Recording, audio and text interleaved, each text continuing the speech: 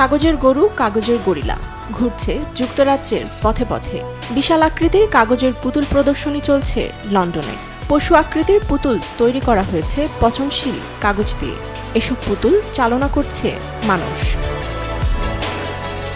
The hertz নামের একটি সংগঠন জলবায়ু সংকট মোকাবিলায় শুরু করে একটি প্রকল্প। এর অংশ হিসেবে পচনশীল সামগ্রী ব্যবহারে মানুষকে উৎসাহী করতে এমন অভিনব মিছিলের আয়োজন করা হয়। এই লক্ষ্যে 11 দেশে প্রতীকী পুতুল নিয়ে ভ্রমণ করে সংগঠনটি। এ সময় মধ্য আফ্রিকা থেকে আর্কটিক সার্কেলে প্রায় 20,000 কিলোমিটার ভ্রমণ করবে। আমার মনে হয় জলবায়ু নিয়ে অনেক বৈজ্ঞানিক বিতর্ক ও আলোচনা আছে। জলবায়ু বিবর্তন ঘটেছে, আমরা জীববৈচিত্র্য ও কার্বন নিঃসরণের কথা বলি, কিন্তু বেশিরভাগ মানুষের কাছে এসব অপরিচিত শব্দ। এর গুরুত্ব কম মানুষের কাছেই আছে।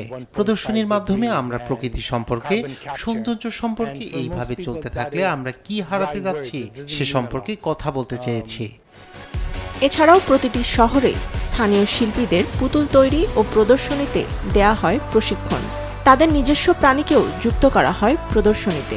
গণতান্ত্রিক কঙ্গো প্রজাতন্ত্র, Nigeria, Senegal, Morocco, Spain, Italy ও ফ্রান্সের মধ্য দিয়ে ইতোমধ্যে এই ভ্রমণটি 2025 সালে আগস্টে আর্কটিক সার্কেলে শেষ হবে, যেখানে একটি বর্ধিত সমাবেশ অনুষ্ঠিত হবে বিশ্বে আবহাওয়া বিপর্যয়ে বিপন্ন বন্যপ্রাণীর আবাসস্থল নিয়ে।